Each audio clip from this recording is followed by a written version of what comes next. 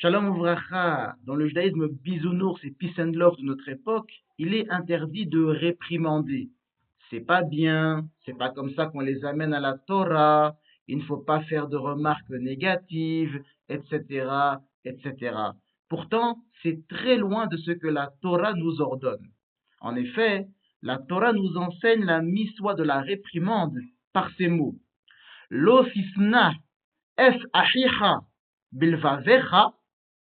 Tu ne haïras pas ton frère en ton cœur. Ocheach tochiach es amisecha. Réprimander, tu réprimanderas la personne de ton peuple. Welosissa ala ouchet. Et tu n'assumeras pas à cause de lui une faute. Vous le voyez dans le Sefer Wayikra, au chapitre 19, le verset 17. Ce verset est partagé en trois parties. L'interdiction de haïr son prochain en son cœur, l'obligation de le réprimander et l'interdiction d'assumer une faute à cause de lui. Des deux premières parties, nous apprenons que lorsqu'on a une chose à reprocher à son prochain, on ne doit pas la garder dans son cœur, mais l'exprimer et lui dire clairement ce qu'on lui reproche. La réprimande n'est pas une option, mais une obligation. Cela fait partie des 613 miswot de la Torah.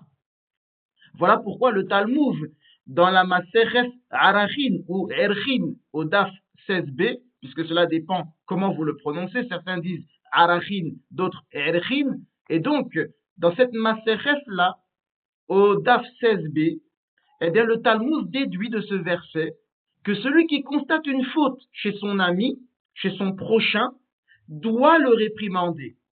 C'est donc un devoir. Notre maître, le Rambam Zer Sadik Livracha, cite cette miswa dans son Sefer HaMiswot, à la miswa Sa'aseh numéro 205. Et il détaille les halachos relatives à cette miswa dans son Mishneh Torah, dans les Ilkof Deos, au chapitre 6.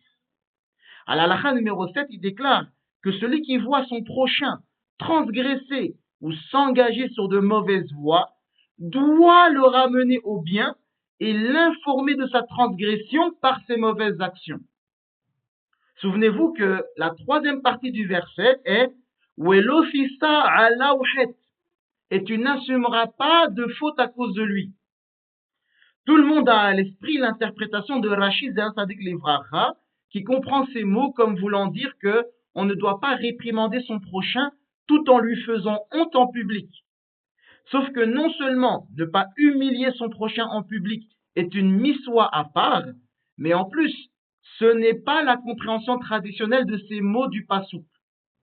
Le Rambam les interprète comme signifiant que celui qui omet de réprimander autrui porte une part du fardeau du péché commis par ce dernier. Il déclare, celui qui est capable de réprimander et qui s'en abstient est pris au piège du même péché, car il aurait pu l'empêcher.